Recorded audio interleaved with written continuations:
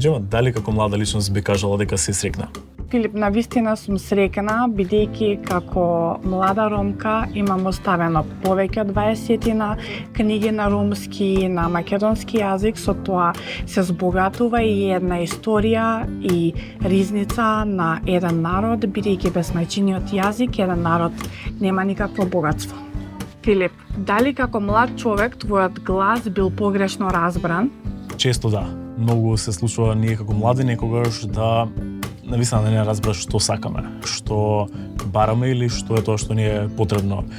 Имаме тенденција дека се некогаш некој одлучува во наше име и што мислат возрастните најчесто за нас, така што да, се случува, но би кажал дека како млади не треба тоа да не обесхрабрува, туку навистина се потрудиме можеби уште еднаш да повториме погласно, ако некој не слуша и не разбира, и секако да оставаме истрени во тоа што е најдобар интерес за секој ден од нас. Дали како дете можеби си слушала приказна за другите и какви беа тие приказни? Како дете имам слушнато премногу приказни за другите. Голем број биле позитивни, но полот нив биле и полни со стереотипи. Мислам дека тоа е производ, бидејќи многу луѓе се плашат од тоа што не го познаваат, затоа искачат сите стереотипи за другиот што не го познаваме. Кои прашања на младите им остануваат неодговорени?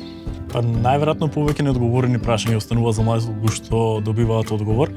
Некако на база на се она што го живееме денес како реалност, мислам дека многу се претпоставува што би знаеле младите или што би требало да знаат. И очекуваме дека треба многу работи да ги знаат, но сваќаме дека не секој тие работи им ги кажува и најверојатно не им ги кажува ни истите и точните информации кои што им требаат. И некако ги оставаме на претпоставка младите. Ке дознаат, ке се снајдат или треба веќе тоа да го знаат. Она што навистина мислам дека ни недостасува, оние прашања кои што можеби секогаш ги ставаме под тепих, зашто се неизгодни да ги направиме дома, на училиште или не знам со пријателите. Најчесто тие се тие прашања на кои што заслужуваме одговор. Што би кажала дека те прави горда од тоа што си го сработала досега?